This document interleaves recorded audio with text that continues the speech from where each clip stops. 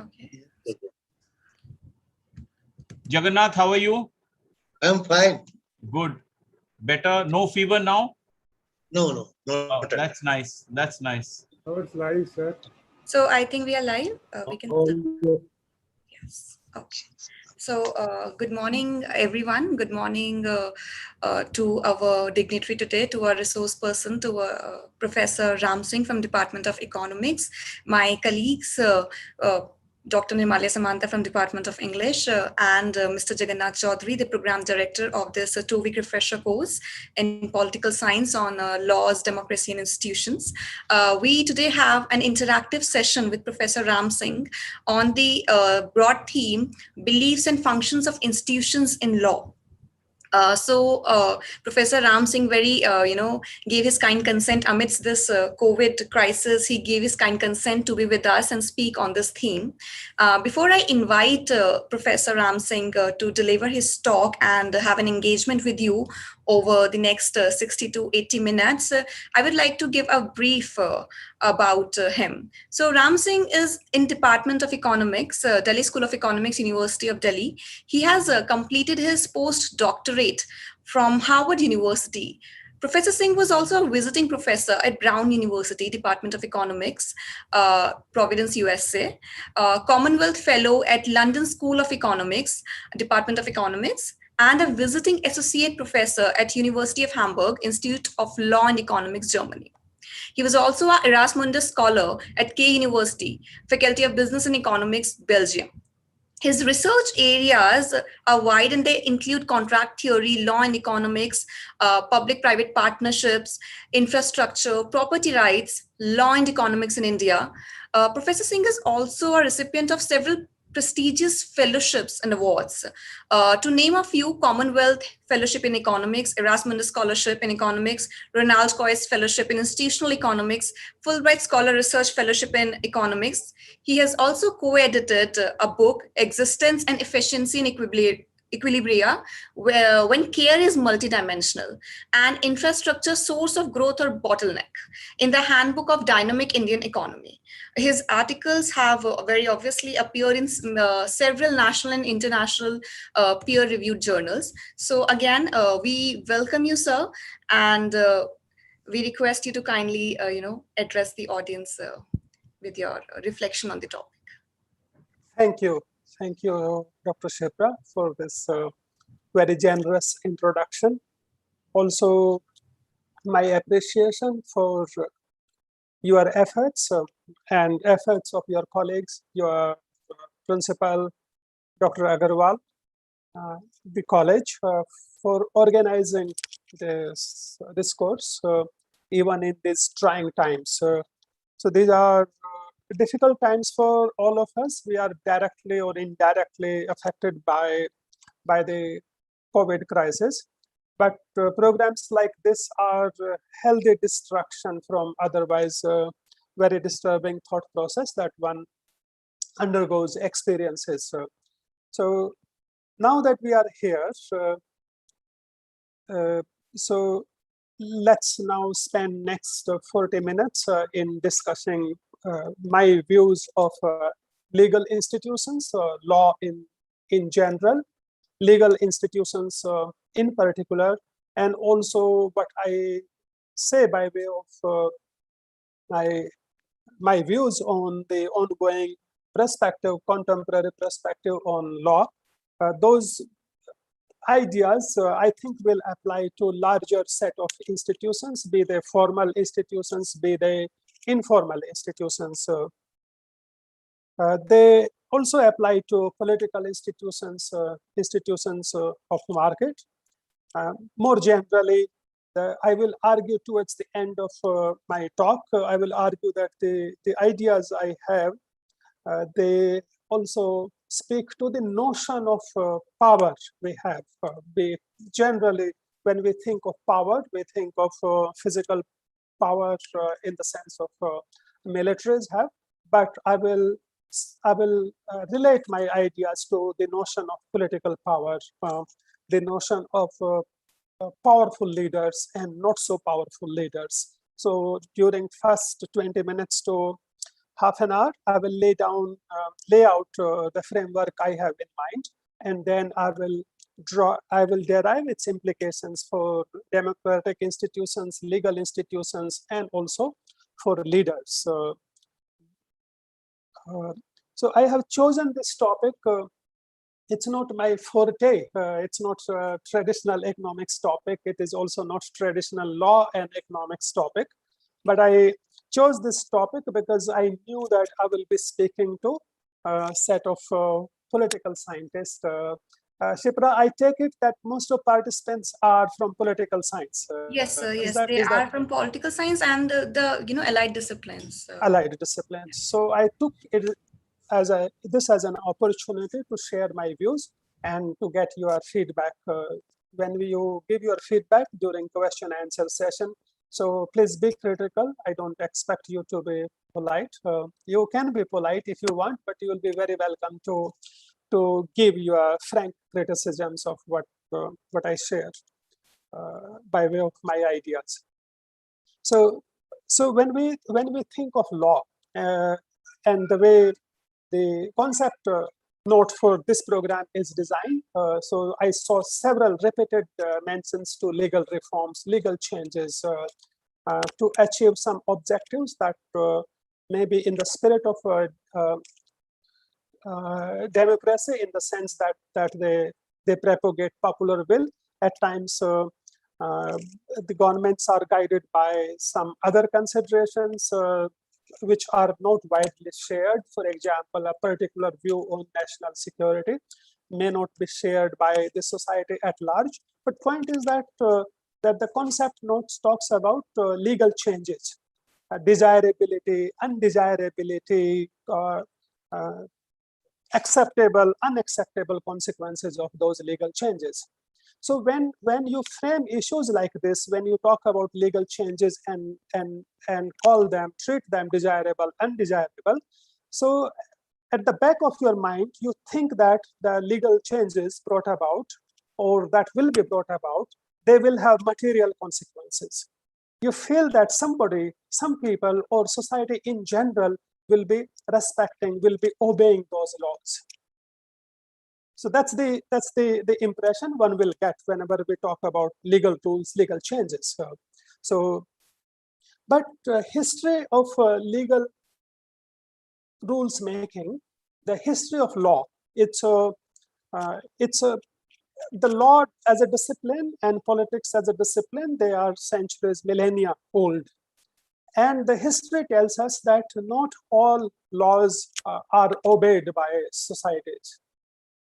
Some societies, so if you take one particular law, then some societies obey that law, other societies do not. Even for a society like ours, as a society, we tend to obey some laws, comply with some laws, and not the others. An example that comes to my mind is the right of daughters to parental property, inheritance laws. So it's not, I think it's fair to say that there is a collective looking away from this law by all of us. At the same time, when it comes to, let's say, sons' right to parental property, then those laws are respected, are applied to the letter and beyond the spirit of the laws. So some laws get obeyed, applied, respected by society to the letter of the law, and when it comes to application of other laws, there's a collective looking away from those laws. What do I mean by looking away? So talking in terms of the right of daughters to parental property, sons, their brothers perhaps don't want them to claim their right, and therefore they are not keen to apply the law, respect the law, and part with the sister's share. Parents also are not highly inclined to obey these laws. Even courts and political systems, politicians are not inclined to enforce these laws. I'm not saying that if a matter comes before a judge looks the other way, but somehow judiciary doesn't feel agitated about the lack of enforcement of or application of these laws. And what is most paradoxical would be that the women themselves are not that keen in application of, in enforcing, in exercising these rights. So I'm not saying that they have no reasons. There are reasons, of course, but point is that we have chosen collectively, in our collective, not to feel strongly, not to apply those laws in the letter and the spirit. So basically the point is that why do we apply, respect some laws as a society? Why do our police officers, judges, and legislatures are keen on making laws and applying them to the letter, and not with respect to other laws? So this way, this narrative also tells us that some institutions, some formal institutions, are able to shape, influence behavior of people involved, and other formal institutions are not. Therefore, what I am going to say is also applicable to formal institutions, that some institutions are effective, other institutions are not effective. So why that is the case? So my background is in a discipline. One of my expertise is what is called law and economics. So the law and economics is a branch of economics. It's a branch of law that that uses tools of economic analysis to predict incentive effects of legal rules.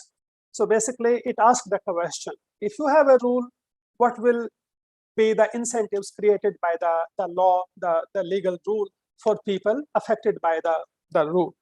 So, and this current approach in law and economics, and I will say the current approach by the legal positivists who think that the law matters, law shapes behavior. So all these theories suffer from a flaw. And let me point out what the flaw is. The flaw is the following. So let me take one specific example to discuss the flaw with you. So one specific example I have in mind, and I want your attention for this, because a lot of what I'm going to say today depends on this example. We will make use of this example. So suppose you are a lawyer, or you are a professor, and if you are a lawyer, you have juniors working for you, and your customers, your clients come to you. And if you think of yourself as a researcher professor, then suppose you have a group of research assistants working for you. And suppose you don't have office in the university or in a court premise. Your office is, suppose, in a residential areas. I'm sure all of you have seen that doctors, lawyers, they have offices in residential areas. So you work 5 days a week, and you are contemplating whether you should work over a Saturday also. That's the question you are asking to yourself. If you work on Saturday also, that means that you open your office that is located in a residential area on a Saturday. Suppose if you do that, and for the ease of illustration, it will help if you think of yourself as a doctor or a lawyer. So if you open your office on a Saturday, you can do additional business. Suppose this additional business done on a Saturday is worth 100 rupees or 1,000, doesn't matter. Let's take simple figure of 100. But if you open your office on a Saturday, then it interferes with the peace and quiet of the neighborhood, because your clients come. They park, they honk, and there's a space, the neighborhood space, that gets shared by the outsiders. So therefore, the people who live in that neighborhood don't like that. They don't want you to work on a Saturday. And suppose the loss to their welfare in terms of loss of quiet and the resultant irritation is worth more than 100 to them. Suppose it will impose a cost on them of 150. So your gains, if you work on Saturday, your gains are 100, but the social cost of your action of opening your office on Saturday is 150. So if you go by the social welfare, then you should not open your office. You should not work on Saturday. You should work 5 days a week. But suppose you are what is called rational, in the sense that you care only about your self-interest. If you care only about your self-interest, then you indeed want to open your office on Saturdays. And suppose you will go ahead, do that. Question is, can we use legal institutions? Can we use law to shape your behavior, to influence your behavior in social interest? In other words, is it possible for a law to change your behavior so that you don't want to open your office on Saturday? Remember, in my simple example, society is better off if you don't open office on Saturday. Question is, can the law, if we introduce a law, can that law make you close your office on Saturday? So to capture this idea, so let's introduce a twist in our scenario. We now have scenario 2. In scenario 2, suppose the city, the municipality, or the state government, city-state government has introduced a zoning law. The zoning law says that lawyers, doctors, they can't open their office in residential areas on Saturdays. So weekends, they have to keep their offices closed. Suppose this law has been introduced. It's like any other law. So in any law you think of, a law will prescribe behavior, that this is acceptable behavior. A law says that this is the other kind of behavior, actions, acts are not acceptable, and unacceptable acts, behaviors, they are associated with fines and punishment of one sort or the other. So in this example, also example of this zoning law, suppose the law says that if you open your office on a Saturday, you will be fined. You will be put a fine, and suppose that fine is going to be 200. Okay, so all you care is that the fine should be more than 100. Your gains, your business is worth 100 to you. If fine is going to be more than 100, what will you do? Question is, our general impulse will be that you will not open your office on Saturday, because you will figure that I will incur if I open the office, it will be worth 100, but the associated costs are more than 100, and therefore you will argue that I am better off not opening the office, and you will not open your office. The inference would be that such a law, such a zoning law, matters. It has changed your behavior from socially undesirable to socially desirable behavior. But this reasoning, you may find it plausible, but I argue that this line of reasoning is flawed. It is not correct reasoning. There's a lot of assumptions that are at work. The moment you believe that the zoning law, once the zoning law comes up, gets enacted, you will not open office on a Saturday, you are assuming many things, and those assumptions do not hold in real world. What are you assuming? What are we assuming? Well, we are assuming that if there's a zoning law, as soon as zoning law is enacted, there'll be somebody who will come and take rounds of the neighborhood. And if that somebody, that inspector, found your office to be closed, then they will make sure that they extract fine of 200 from you. That's what we are assuming, right? Suppose the zoning law has been enacted on paper through assembly or parliament, but there's nobody to enforce this law. There's no provision, there's no inspector who will ever come and check whether your office is closed or not. Then such law will not matter at all. It will remain an ink on a piece of paper. It will change nothing by way of your behavior. So when you thought that this law will change your behavior, you assumed that there is going to be somebody who will come, take rounds, and extract fine from you if you chose to operate your office on Saturday. Same logic applies to traffic rules, same logic applies to criminal acts, same logic applies to whenever any formal institutions you think of. Automatically, just because an institution has been put in place, we start believing that there will be an entity that will enforce the prescription, the dictate of the law. But it doesn't happen. to make sure that there are inspectors who will come and inspect, you have to make provisions for additional resources, right? You have to make provisions for additional resources. But you can say that, that's not a big issue. A country that wants to enforce a law will also keep in mind that there are enough economic resources put in place to hire men and material in classic sense, that they will have people and also resources. They will have cars, bikes, jeeps, who will come driving and will inspect every neighborhood. That's possible. You can do that. But if you so let me take a step back and put something by way of contrast. Suppose there is no zonal law, but now imagine there's a bully, there's a person who is very hefty, very powerful, and very nasty, and is also very eccentric. This person, somehow she doesn't like seeing offices open on Saturday, and she takes a round of neighborhood. And if she found your office to be open, then she is going to thrash your head, so to speak, or is going to snatch away whatever cash is there and will do some damage to the property in your office. Suppose such a person exists. Just for the sake of argument, imagine there is such a person, and whichever gender you find more appealing for such an action, you can imagine that.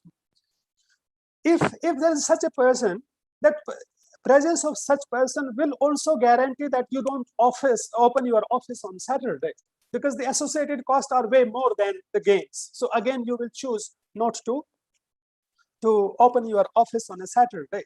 The point I want to make is that whatever law can achieve with backing of resources, same outcomes are possible in the absence of law also. So in our country, so we pay taxes to our municipalities, our state governments, and the centers. But there are parts of India where outlaws, so to speak, they collect taxes. They also regulate traffic. They also run parallel courts. The point is that whatever can be done by way of law, it is also possible that same outcome, same actions can be shaped in the absence of law also, or by an entity that is not legal entity. So that's the one point we should keep in mind. So an outcome that is possible with law is also possible without any legal institution. Coming back to the legal institutions, and assume now that there is a zonal law, and also the city government, state government has resources to employ inspectors and equip them with all the machinery, technology to enforce this law. Okay. In that case, will you change your behavior? Will you choose not to operate on Saturday? You will say, okay, now surely I will not open my office on a Saturday. But again, there is if you argue so, again there's a problem. Just because there's a law has been enacted, just because the parliament or the assembly has provided for financial resources, has earmarked a budget for a new set of inspectors, police personnel to enforce this law, does not mean that the inspectors and police personnel would actually care for this law. They would actually want to implement this law. You say now the indirect assumption we are making whenever we take a law too seriously, it means that we are assuming that the law will be backed by financial resources. Moreover, people who would be in the business of implementing that law, police personnel, inspectors, judges, they would all want to implement this law. This is strong assumption, and it is a problematic assumption. It is a strong assumption because it is unrealistic assumption. We know that the actors, agents of the state, inspectors, police personnel, state in a wider sense, the way in the sense political scientists will define. In that sense, judges are also actors, agents of the state. they do not always act. Their preferences are not robotics. They are not robots that you give a command to a computer, a robot, and they will execute whatever command is given. Judges, inspectors, police personals, they have their own agenda or own selfish interest. Just because a law has been enacted, it doesn't mean that these people will forget their self-interest, their agenda, and they would be only thing they will be doing is just implementing the law in letter and spirit. You see, many laws get undermined because of the presence of corruption. The presence of corruption is a fact. What is corruption? Corruption is a divergence between the social agenda of a law and legal institution versus selfish private agenda of the actors, agents who are involved in enforcement of the law. The result is manifestation is corruption. Corruption is symptomatic of asymmetry, the divergence between the social objective and the private objective, selfish objective of the law enforcement agent. So that's what so that is the problem with the current reasoning. So political scientists suffer from these mistakes. Legal scholars suffer from this mistake, and what I call incentive theory of law, meaning thereby by trying to predict the outcome, a behavioral outcome under a law, they all suffer from these flaws. As a result, incentive theory of law is internally flawed, because it assumes that individuals, the people, citizens who are subject of this law, they are guided by selfish interest. If you think of example of let's say motor vehicle or traffic rules, then assumption would be the standard assumption would be that the drivers want to maximize their benefit. They want to drive fast. They want to violate traffic rules in their selfish gains. But the actors of the state, the police personals, judges, they will apply the law in letter and spirit. In real world, we see that doesn't happen. So you get away by, if the actual fine is 1,000, you get away by paying a bribe of 400, 500. It means that that the enforcers are not guided by the spirit of the law. All right. So they have their own agenda. If they have their own agenda, then what is going to be the outcome? Will law still matter? And this issue also speaks to our common reference. In our country, we are very fond of saying that our laws are good, but enforcement is poor. The implementation is poor. The policy is good, but its implementation is poor. The same is true for, you can apply these ideas to the current crisis also. Our policies, dealing with the COVID at state level, at national level, were all good, but the enforcement is poor. Enforcement by what? By the ministries, maybe, by hospitals, by this and that.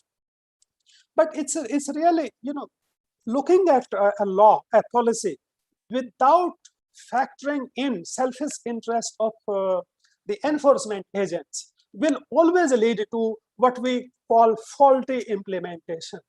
The implementation is not faulty. It's the problem is with the way that the law. It's not that your law is good, but implementation is faulty. It can never happen. A good law will factor in, will keep in mind that the people who are in business of implementation, they will have their own agenda also. If a law, a policy does not factor this in, then that law is not a good law. It is not a complete law. It does not present a full game of life, full picture of life. It has incomplete incomplete scenario in mind. And that leads to a poor implementation. Poor implementation is nothing but a law that has not been seriously thought through. That is a law that is based on faulty assumptions will lead to poor implementation, and that's what we have got. So now moving on. So just to conclude this part of the discussion, our legal positivist and proponents of imperative theory of law, leading scholars like Hart, Jeremy Bentham, John Austin, and others, they have all their arguments, and including Thomas Hobbes' argument that the law gets its command because it is backed by the authority command of the sovereign. These all views are, of course, are plausible, are impressive, but they suffer from this internal fault. There's an internal, the internal structure of these views, these theories is flawed and leads to faulty implementation, poor implementation. That's the main point I want to make. Then we have the question. Now we are face to face with the question. Okay, what will make a law non-faulty law? When do we hope that a law will be applied, will be respected, will be enforced? Under what condition we can hope that a law will be applied, will be respected by a society, and under what condition it will not be? To make these points, I want to introduce you to a formal structure. So next 5 minutes are going to be little formal, but I invite you, I urge all of you to pay attention to this little formal. I will put a few figures together and will introduce something that goes by name of a game theory. So political scientists, American political science, for example, makes extensive use of game theory, elementary game theory. A notion, a concept in game theory used by it's used by mathematicians and economists, but many political scientists also use game theory. People who who study international relations, IR, are also familiar with notions like a game theory and equilibrium, prisoner's dilemma, for instance. You might have encountered these terms. So I'm going to introduce you to this notion of game theory, equilibrium, Nash equilibrium. All it will take is 5 minutes, and I believe it will be worth if you pay attention to. It's actually, I'm taking it as a challenge and also an opportunity to teach a little bit of game theory to political scientists, and with your cooperation, I think I will succeed. So let me, you keep your side of the bargain, and I will try to keep my side. So tell me if you can see, do you see something? Do you see by way of tables? Yes, Professor Ram, we can. Okay, thank you. Now, this is a depiction of what we will call game of life 1. So I want you to assume a situation before you start looking at these numbers. So let's assume that you and I are drivers on Delhi roads or roads of any city in India. So we are drivers. We are driving our vehicles. Doesn't matter our vehicle or borrowed vehicle, or we are. So we are on the road. We are driving, and imagine there is a police personnel also. So in this example, there are 3 individuals, you and I, 2, and there's a police personnel. So you and I have to choose behavior, our conduct, our rules of driving. A will stand for appropriate behavior. That is consistent with traffic rules in India. So A will stand for appropriate behavior, B will stand for bad behavior. So you and I, we can drive responsibly, we can adopt appropriate driving appropriate behavior. If we do that, then, and if you would like, you can think of a narrow road or a street that is shared by 2 of us. So if we adopt driving appropriate behavior, then suppose, we can maneuver our vehicle without congestions, without hitting each other, and without delaying the other side. So if we adopt driving appropriate behavior, then now you see. So suppose you are first person, you will choose, your choice set is you have to choose whether to drive appropriately, appropriate behavior, or bad behavior. I also have to make these choices. So suppose you are going to choose row. Row, there are two rows here. This is one row. Do you see my cursor moving? And if you choose action A, appropriate behavior, then outcome will be as where my cursor is moving. If you choose bad behavior, irresponsible driving behavior, then outcome will be where my cursor is moving. Similarly, I choose appropriate behavior or bad behavior.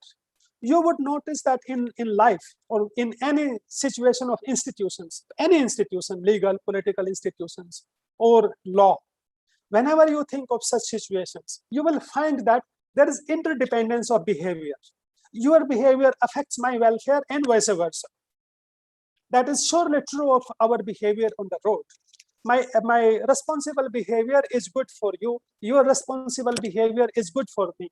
And our irresponsible bad behavior leads to chaos, traffic jams, accidents. Okay.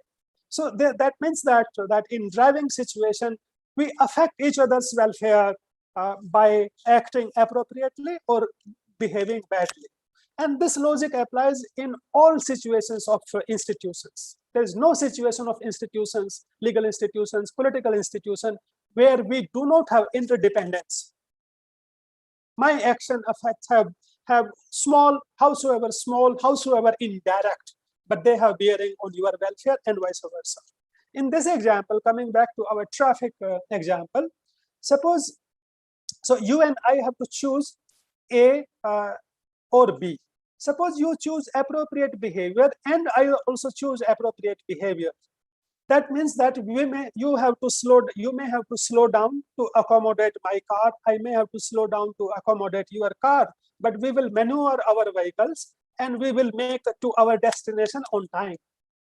Suppose this act of making it to our destination on time is worth 7 to you, 7,700, doesn't matter. It's worth 7 to you, it's worth 7 to me. So the first figure here, remember, if you see this cell of this matrix, it has 3 figures, 7, 7, 0. The first 7 depends on it. The first 7 shows your benefit. Second 7 shows my benefit. Third is, we will talk about the third figure, but as of now, let's stick to our discussion between you and me. So if you slow down to accommodate my vehicle, you will get benefit, you will spend some time, but you will make it to your destination and you will, that is worth 7 to you. But if you behave badly, irresponsibly, you can cut me short, you can make me wait longer, and it's like, you overtake me in an irresponsible way, or when you should be giving me right of way, you don't, you overspeed and you reach faster at your destination. So that will give you additional benefit. So Indians are very good at getting such kicks. We get great kick by saving 10 seconds, even if it's going to cost 10 other drivers, a lot of their time. So, but we get a lot of thrill. Suppose this additional thrill means that the benefit you get because of this bad, irresponsible behavior is that you will reach your destination sooner, and that overall, that experience is worth 8 to you. So what you would want to do, notice here, if you acted appropriately, I also acted appropriately, we will both reach our destination safe and sound, and we will get benefit of 7 each. But suppose you give into temptation and you cut me short, then I'm stuck and you reach sooner. So you gain from 7 to 8, but I lose in the process. So, and many of us give into such temptation. So in this case, notice what you will get. You want to move from appropriate behavior to bad behavior. That means that 7-7 appropriate behavior by you, appropriate behavior by me is not an equilibrium. In the language of game theory, it is not an equilibrium because you want to deviate from it.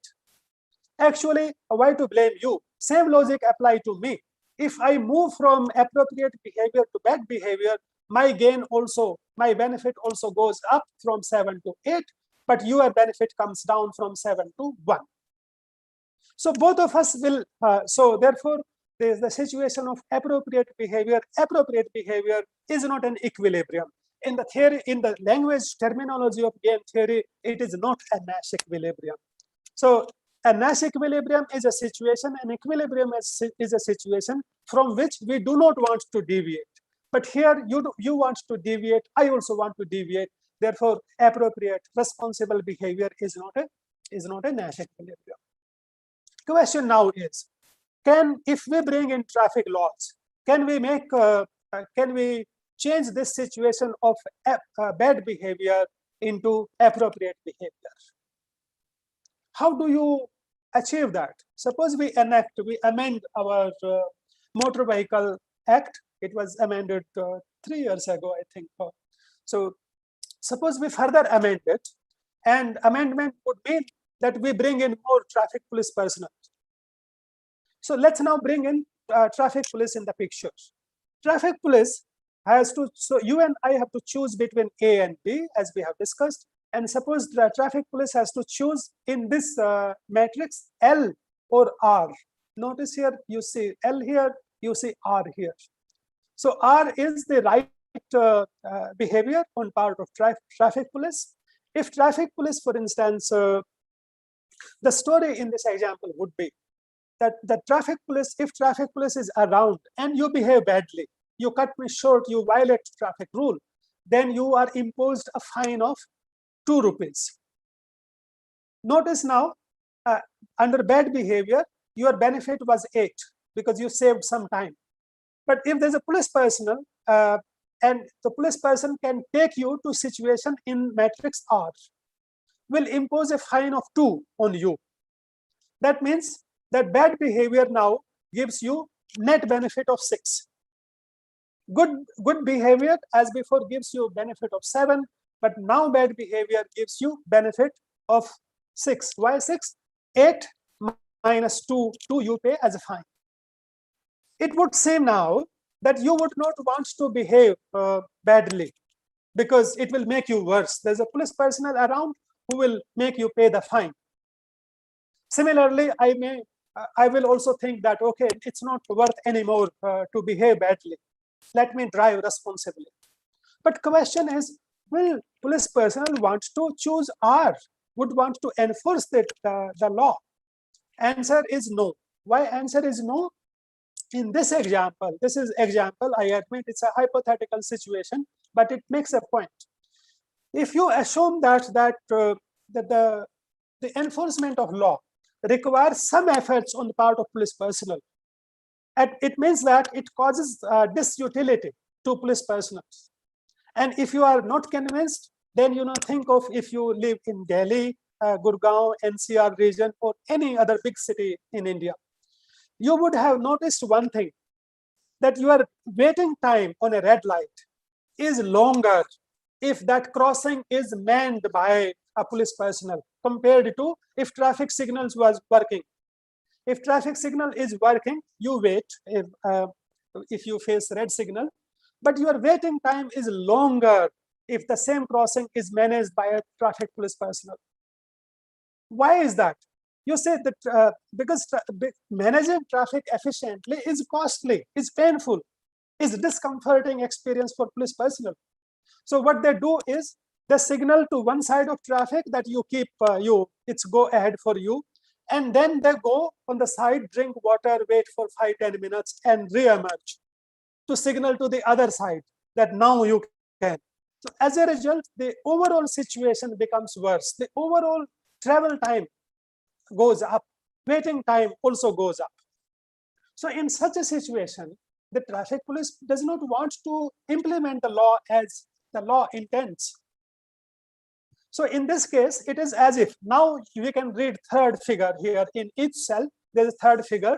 It's like, if the traffic police personnel does nothing, then he gets no gain, no pain. He gets net benefit of 0. But if he enforces the law according to its spirit, he has to put in effort that causes discomfort to him, leading to net gain of net reduction in welfare of 1. So you get from 0 to -1. So in such a situation, police personnel doesn't want to enforce the law.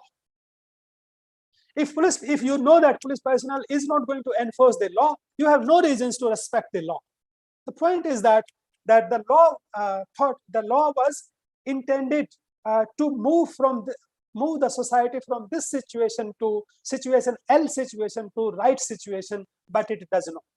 The same logic applies wherever you see a law is not being respected. The same logic applies wherever you see an institution is not working. So now question is, how can we guarantee that a law works? Answer is, we cannot always guarantee that the law will work. The law will work, it can never be guaranteed. It depends. Law may work, it may not work. Therefore, the question is, under what circumstances the law will work? Law can work in situations where the law enforcers also want the law to work. They get benefit, they get satisfaction, they get the satisfaction benefit doesn't have to be monetary benefit. It could be the satisfaction you get by doing your duty. It's like, what will it take to make Indian teachers good teachers, Indian researchers good researchers? Can a law, a UGC regulation achieve this? Maybe, may not be. But no law, no UGC regulation can guarantee that Indian teachers will start to teach more sincerely, they will become better teachers. It depends. What does it depend? One of the crucial things is that the law should guarantee that the people who are going to be in the business of law and law enforcement, it should be in their interest to enforce the law. So it is very important that the law enforcers, who are the law enforcers? Law enforcers, inspectors, police personnel, they are also judges, senior judges, and the entire hierarchy in bureaucracy, entire hierarchy in police organization, entire hierarchy in judiciary. If everybody wants the law to work, then law will work. Why will law work in that case? Because they are keen to enforce the law. And once citizens know that the law enforcers are keen to enforce the law, it will not lead to a situation of good law but poor implementation. It will be a situation of law and good implementation. A good policy will be matched with good implementation if that is guaranteed. But how do we guarantee? How can we guarantee that the law enforcement agencies, they want to enforce the law? Again, it cannot be guaranteed always. But there are things that matter for success or failure of a law. Again, give me 1 or 2 minutes to go over these numbers, and this is the last formal component I have in my talk. Shipra, how am I doing in terms of time? So yes, have I taken too long already? Yes, you can take as much you want. You have time. 5 minutes? Yeah, please. Out of 5 minutes? Sure, sir. Please go ahead. Out of 5 minutes, let me spend 1 minute on this table. Let's go back to our traffic police example. You and I drivers, and we have a traffic police personnel. Think of a traffic police personnel who cares, who is very sensitive to her responsibility, who wants to implement the law. Why does she want to implement the law? Maybe she feels that taxpayers are paying for my salary. I owe it to you. I owe it to them to enforce the law. Maybe she feels that this law was drafted, was enacted following a due process in a democratic setup. She feels that this is a good law. She feels that I should enforce this because, you know, I'm benefiting. My family is surviving on the salary, and these guys, these citizens, are paying taxes so that I get my salary. Point is that here is a police personnel who thinks that this is a good law and it should be enforced. What does it mean, police personnel thinking that it's a good law and I want to enforce it? She should feel better if she is doing her duty compared to she not doing her duty. Let's now remember, in my example, I told you the third figure in every cell is about benefit of police personnel, is about enforcer of law. Notice if you compare, there are 4 cells in the left panel and there are 4 cells in the right panel. Notice the difference if you focus on, pick up any cell in the left panel, pick up any cell. Look at the third figure in that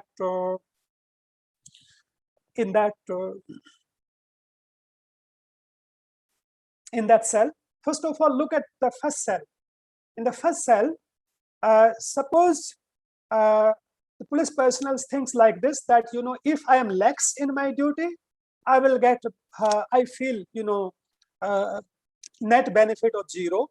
But if these guys are, if I know that my action, my law enforcement of traffic rules can make these guys behave, then I feel good about it. And police personnel's welfare now moves from 0 here to 1 here. Point is that if everybody is acting responsibly, you act responsibly, you choose A. I am second driver, I act appropriately, I get benefit of 7. And if police personnel also act responsibly by enforcing law, she gets benefit. She feels like that, she feels better. So instead of 0, it's as if, you know, she is getting higher benefit, higher than 0, doesn't matter, 1, 10, whatever it is, it's higher than 0. So that's the situation we get. In any other situation,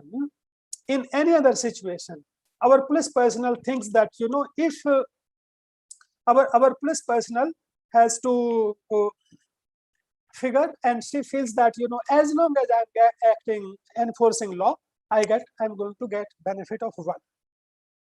If we make this assumption, then something interesting happens. If we are only in the left panel, what is left panel about? Left panel is with lax implementation, with no implementation. With no implementation, the only outcome will be that you will behave badly, I will also behave badly, and outcome is chaos we experience every day on Delhi roads, on Indian roads. But if police personnel acts somehow decides to stay the guard and implement the law, then notice you don't want to deviate from appropriate behavior to bad behavior, because now she is around to put a fine of 2 on you. So you will become worse off. I will also become worse off by violating traffic rule. So if police personnel finds it in her interest to enforce the law, then law changes our behavior from bad behavior to appropriate behavior from every side. This is the way. If situation is of like this, then we can hope that the institutions will matter. They will change the behavior. But the question now is, how can we ensure that our police personnel, our judges, they want to enforce the law?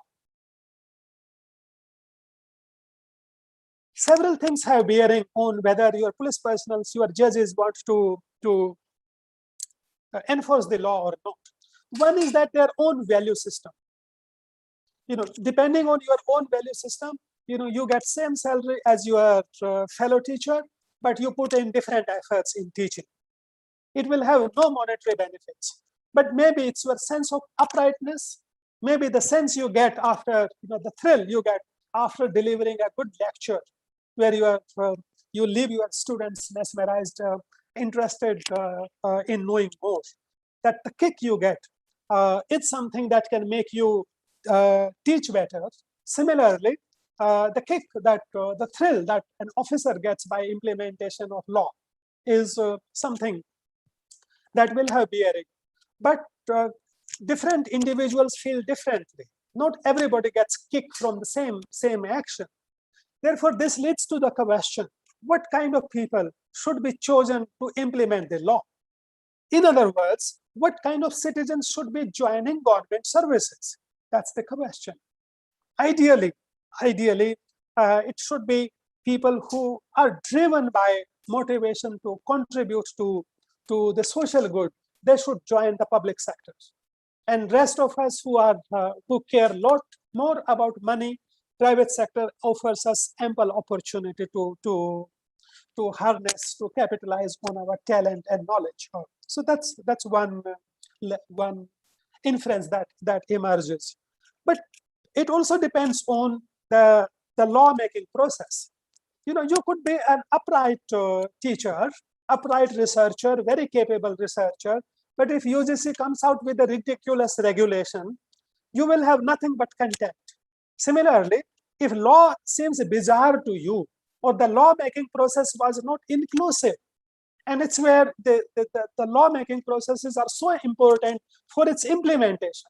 Some laws that did not go through due process, that did not take affected people who are going to be enforcing those laws, if their will doesn't get reflected in laws, then those laws also have a poor chance of getting implemented.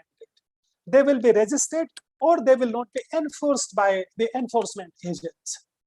So these are some of the lessons that emerge.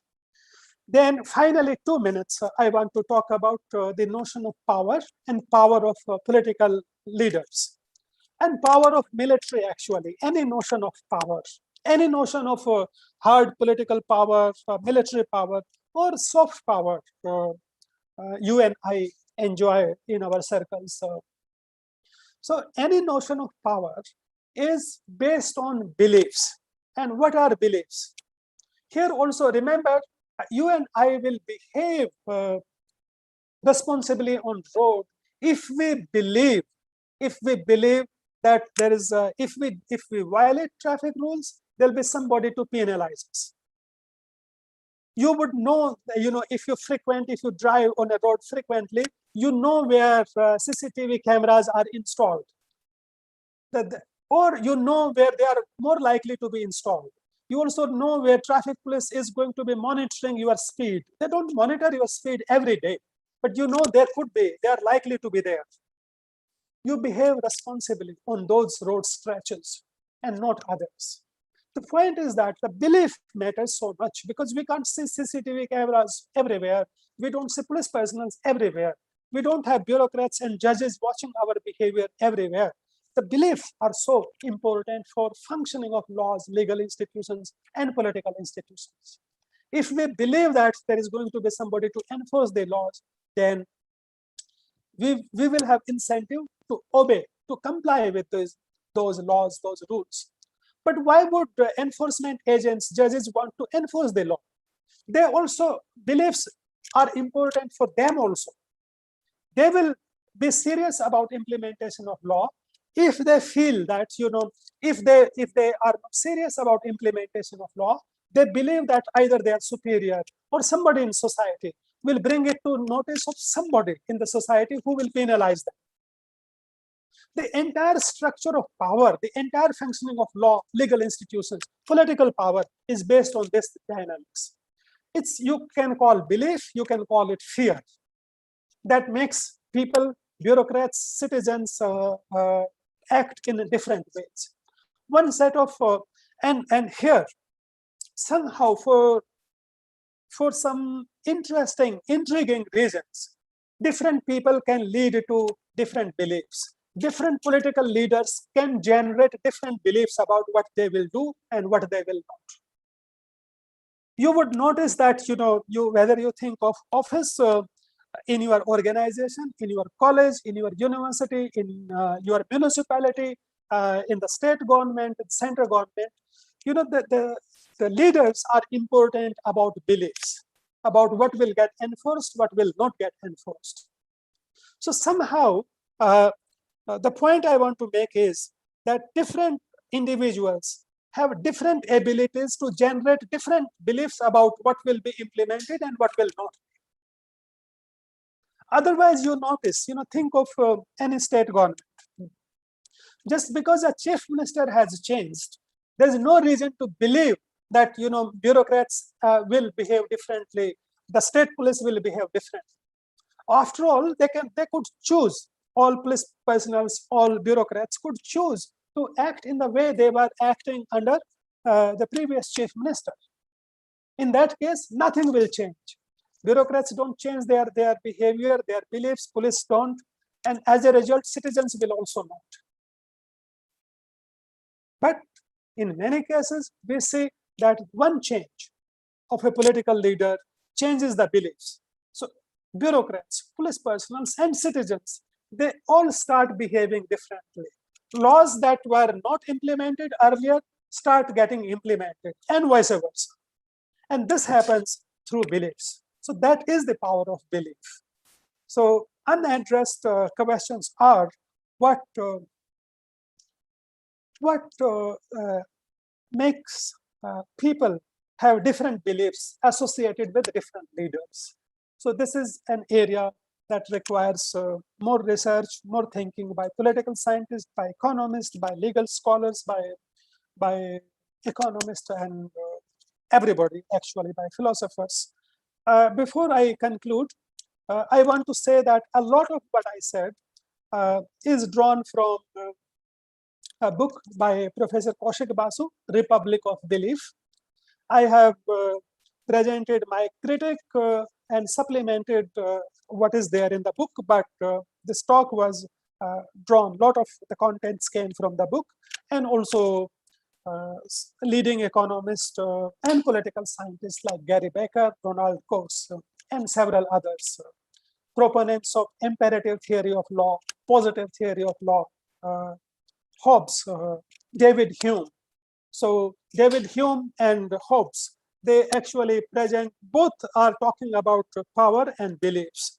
So the ideas argued here, what I have argued, that is more in line with the ideas of David Hume.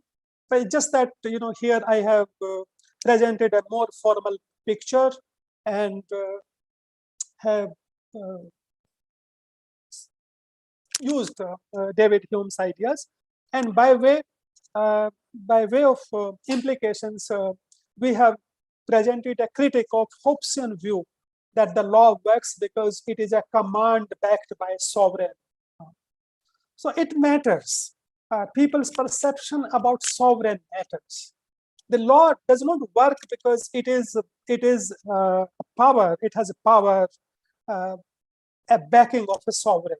It doesn't work because it has police personnel that have guns, that have handcuffs and all. No, the same sovereign, different sovereigns lead to generate different beliefs. That means that same laws lead to very different outcomes. And in that sense, the thesis proposed here today, discussed with you, is a critique of Hobbesian view of the law. I will stop here. I will be happy to take questions. Thank you. Thank you. Thank you so much, sir. Thank you, sir. So you can stop the, can I? Yeah. Yes. So thank you so much, sir. I think it was a very, very reflective session, if I may say. Not only an Hobbesian critique of law, but how our formal institutions work, and what all are the possibilities and potentials which, as a social scientist, or as a person who is looking into interdisciplinarities of humanities, can explore and it can muse over. So yes, thank you so much for the session. Personally, it was very enriching for me. We do have a few questions. Now, these questions may be something which you have answered directly or indirectly in your, in your lecture, but I will take, because right now I'll be just playing the role of a messenger here. Okay, so one of the questions which participants asked very early in the lecture, it was about that those who believe in democracy, they believe in institutions, but how do we talk about those people who do not believe in democracy institutions, like and specifically non-state actors? So how do we deliberate this situation?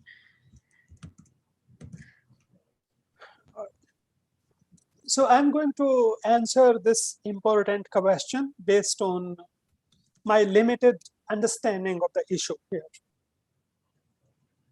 It seems to me, if you have followed the narratives and counter narratives on what you call non-state actors. So whenever there's a resistance to the state machinery or a law or institutions, there's a feeling aired by people who are opposed to democratic institutions and agents of the state. They feel that these institutions are not inclusive enough. They are not, I'm describing their feeling. They feel that these institutions do not capture the will, the welfare, the interest of the group they claim to be representing. So that points to the fact that the institutions need to be, political institutions need to be inclusive. One risk with all majority-based democratic institutions is that all democratic institutions are far superior of autocratic institutions, which are driven by will, desire, wish of a select group of individuals. So in democratic institutions, it's the majority that can shape institutions and rules and laws. But there's a risk of we ignoring, not giving adequate attention to minorities. I'm not talking about religious minorities, minority in any sense, regional sense, ethnic sense, caste sense. That risk is always there. So I repeat, democratic institutions are best institutions. Actually, in economics, we have another body of large literature, and that literature goes by the name of Arrow's impossibility theorem. So that proves that democratic institutions are not ideal institutions, but they are best institutions. But even these best institutions have limitations. We run the risk of ignoring welfare of minorities, marginalized groups. And to that, as long as that keeps on happening, so some people, some group will feel marginalized and will not be inclined to believe in democratic institutions. The way forward is to make our processes, institutions and processes, more inclusive. And here also beliefs are very important. It's not that every poor region in India is affected by Maoist. So there are extremely backward poor regions and where the state and its agencies have direct control. Elsewhere they don't. So it's if it was only poverty, if state was the oppressor as it is depicted by some, then we would see a pattern emerging that every poor region in the country should be controlled by non-state actors. But that's not the case. So here I want to draw your attention to the power of narratives in generating beliefs and counter beliefs. So it's institutions matters, whether they are inclusive or not, they are representatives or not, it matters. But the narratives that get built is also a very important tool in generating right kind of beliefs. And one very important instrument is to create good kind of examples. If you see North Indian politics, it has become more inclusive. In some sense, it has become less inclusive. But if you think in terms of caste representation.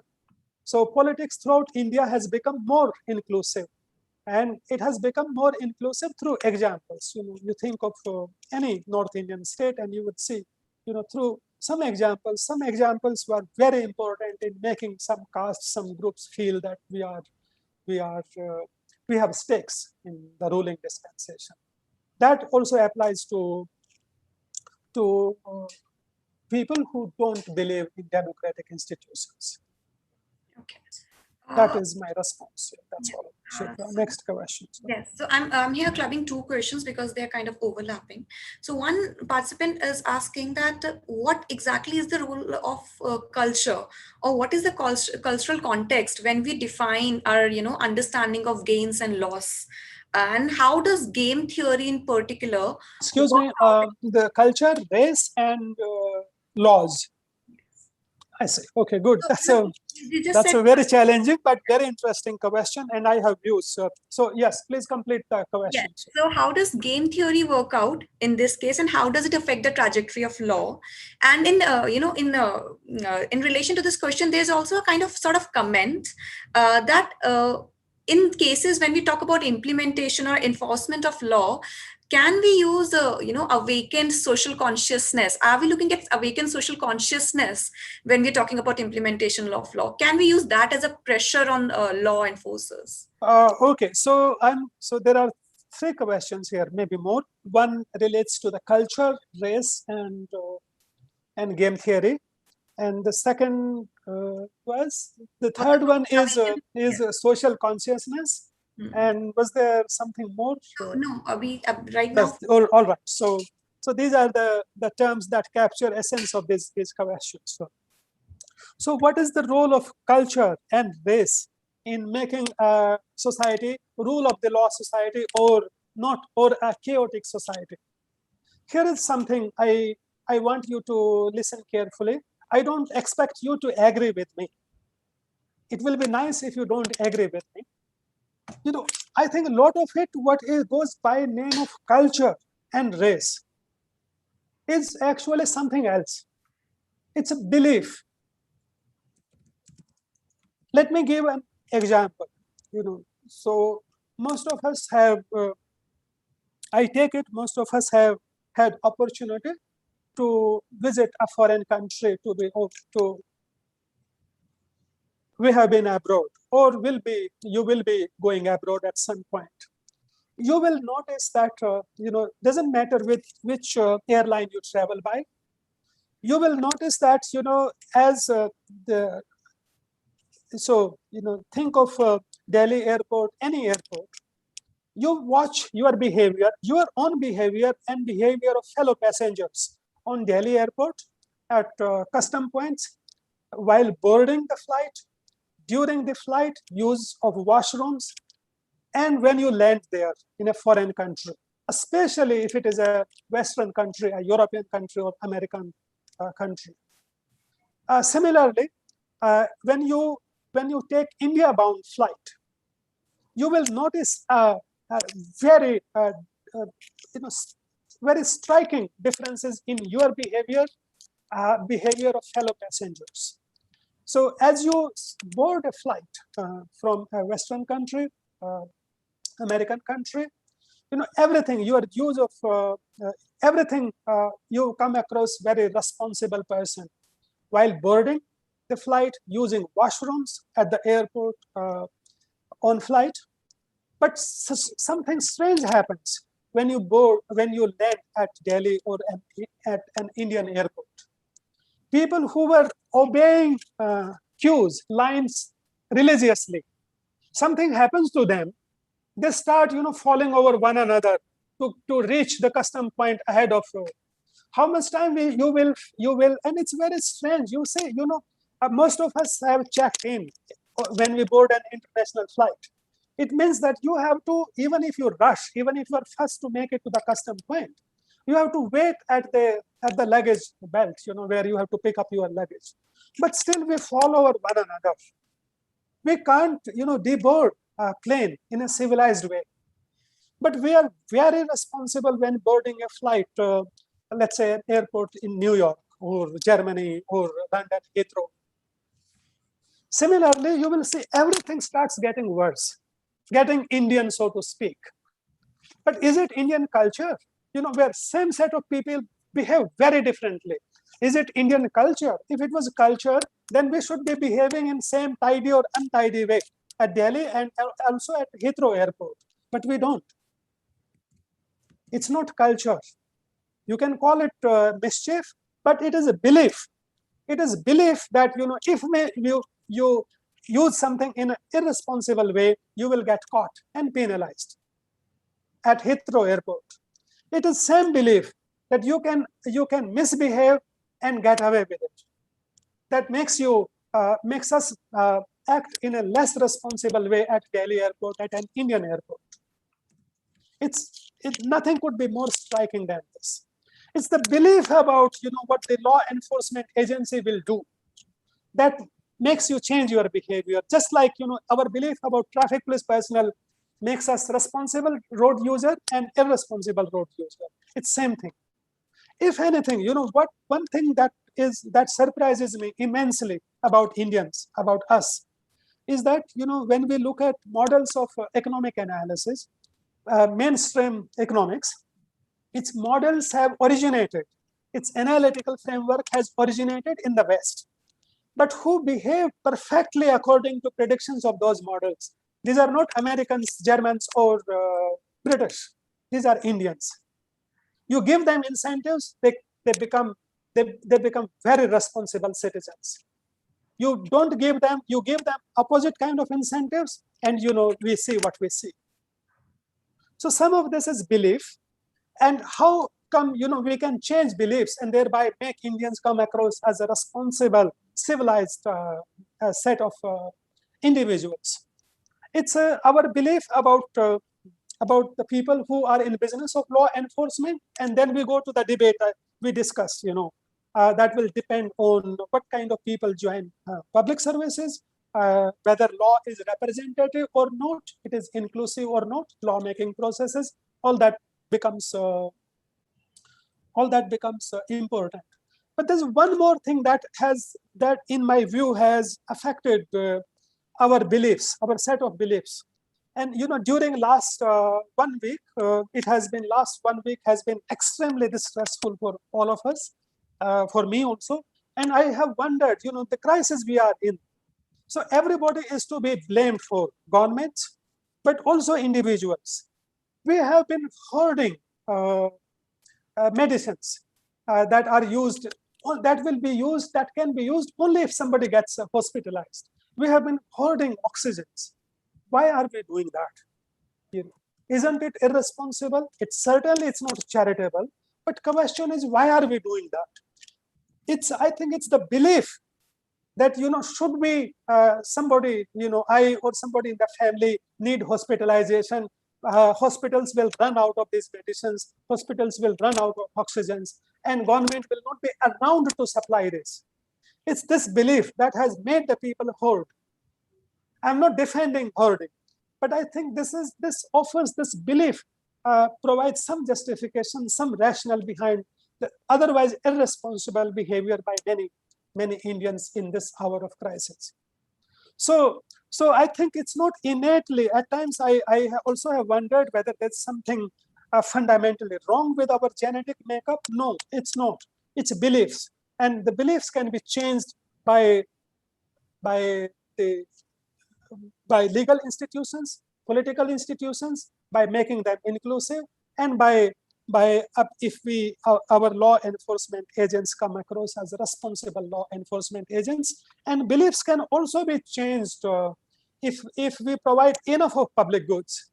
Imagine a situation where you knew that Remdesivir, that medicine, will be available whenever somebody needed it. You will have no incentive to hoard it. You will have no incentive to hoard oxygen. The short supply of oxygen is because of hoarding. Hoarding is because people believe that they will not get it when they need it. As a result, demand is more than what it should be. So if there were enough of public goods, our healthcare system was in good shape, this hoarding tendency will not be there.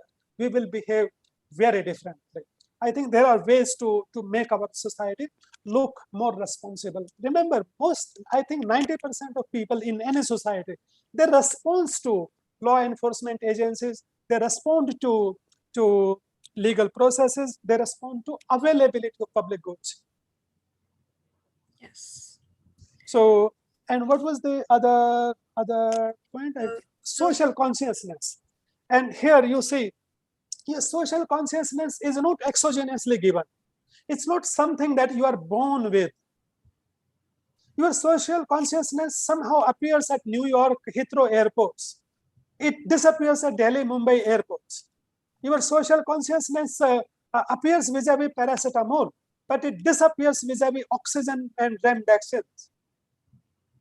It's again the belief, your sense of security or your sense of insecurity. So, but having said this, there are two ways of changing a society. Either change comes from above and change that happens from below. The change that comes from above only cannot change a society. Any change through political institutions, democratic institutions, legal institutions, either it should be based on social consciousness or it should be representative.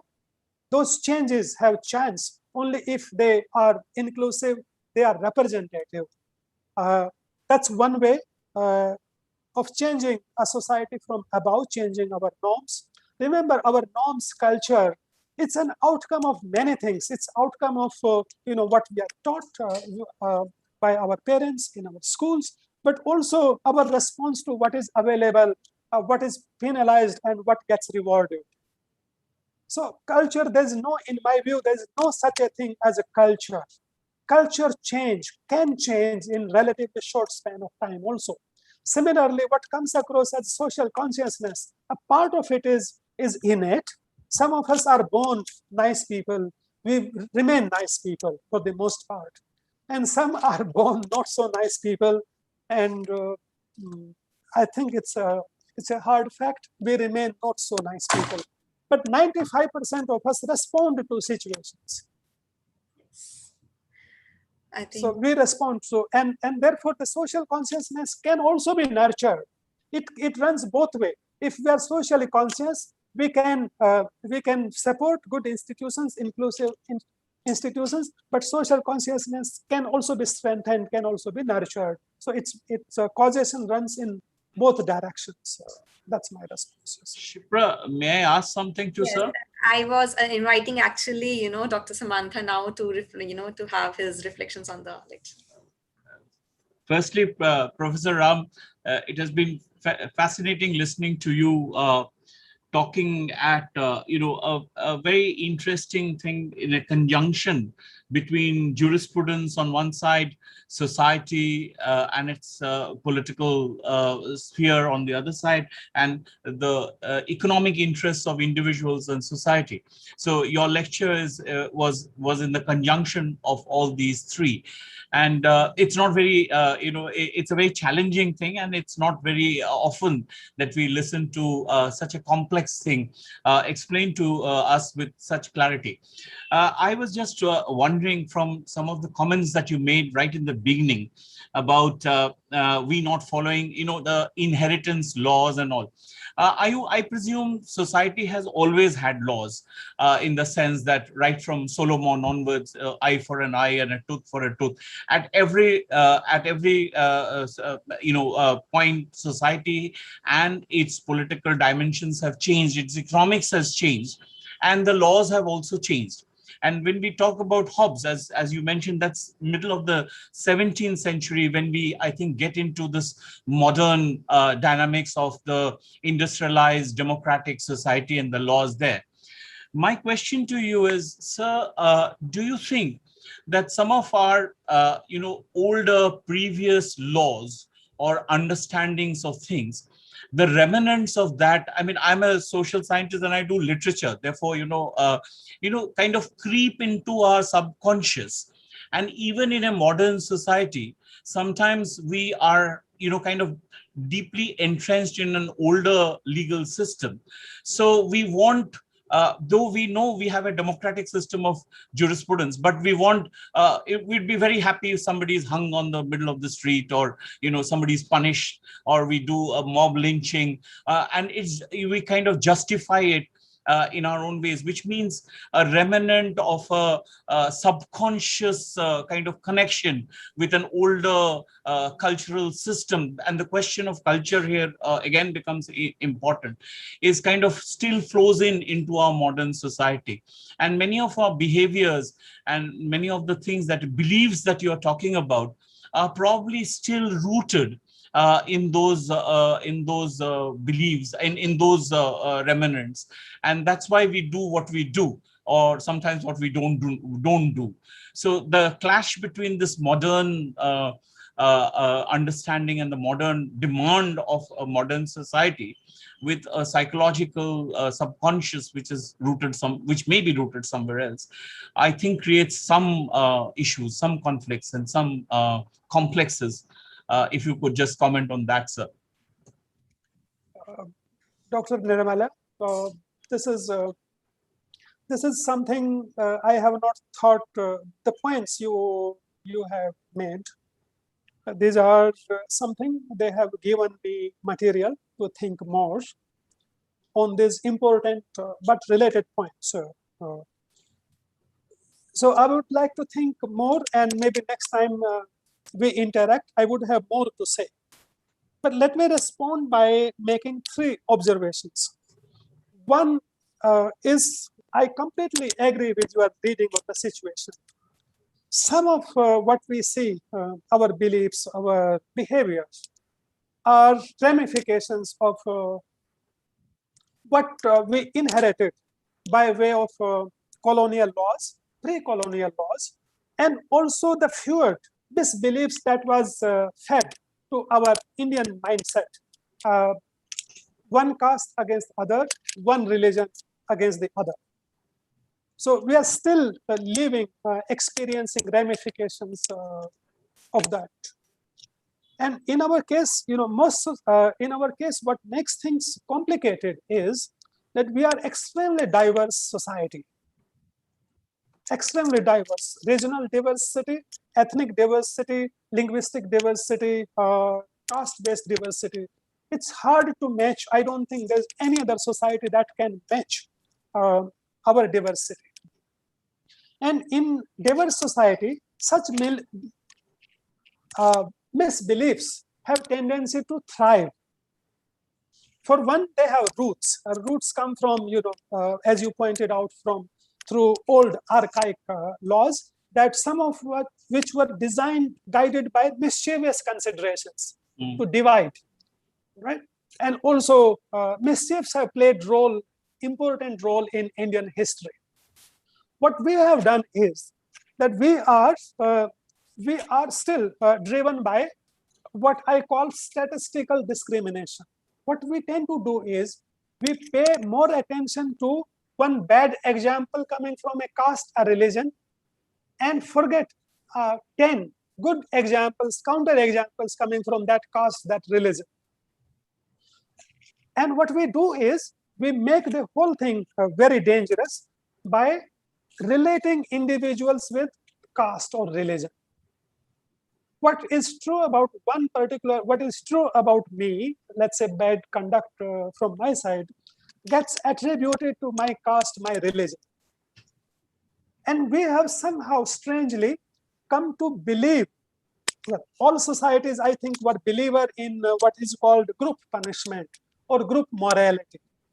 If I commit a wrong, who should be responsible for this? Just me as a person, my family, my clan, my caste, or my religion also. Instead of all societies that have evolved, they have reduced the scope of group responsibility, group morality. They have narrowed it down. What they are saying is that the person who are directly involved in a criminal act or responsible should be punished. But we have, on this count, we have gone in the opposite direction.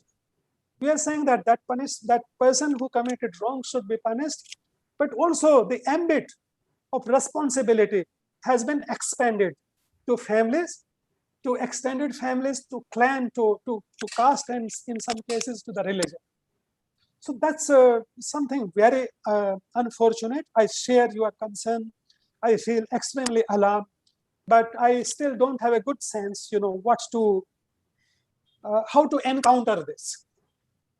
What would be nice that I know is that if we evolve into a society that attributes, that narrows down the scope of responsibility to individuals who are directly involved in crime.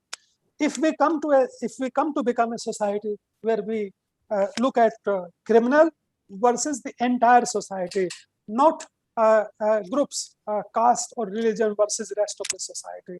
So in that sense, we need to do a lot of soul searching as individuals and a society, but very important point. Thank you. Thank you, Professor Ram, and thank you very much for coming to our college and giving this lecture. On behalf of everybody, I'd like to thank you. And Shipra is not, of course, offering us a cup of tea or coffee or anything of that kind. But sir, we look forward to your visit to our college when this COVID thing is over, and we'll sit down and over a cup of coffee and have a nice, interesting discussion. So thank you very much. Thank you, Dr. Nirmala. Thank you, Shipra. I must admit, it's also a unique opportunity for me. It's the first time that I got a platform to let's say, express my views on subjects that I don't get to express in mainstream economics. I think Thank I you. do have a topic of discussion with you for our meet when I offer you coffee, because when you were answering Samantha sir's question and the questions which you had, one idea which was coming into my mind, and it might be very naive as of now, but how would we see this whole game theory and the whole question of culture and the spectacle of punishment, as Foucault would put it, when we look through the perspective or vision of Gandhi, because Gandhi had a lot to say when it came to individual and the duty of individual and obligation for that matter, and how he can have an impact when we talk about formal institutions. So maybe another point of discussion we can have. Yes, sure. So now, may I now request our program director and a teacher in charge of the Department of Political Science, Mr. Jain Chaudhary, to deliver the formal vote of thanks to our resource person today. Thank you, Shipra. I have been, listening to Professor Ram Sharmaji. It was very, very meticulous and very, very convincing. I think Professor Sama, what he says that the democratic institutions are always legitimate, and there is a part of that authoritative allocation of values, and institution can make laws, can enforce laws, can change the behavior of the let us take the example of this traffic police or the Air Authority of India. It has got the potential to make laws and to implement that, to change the behavior of the people concerned.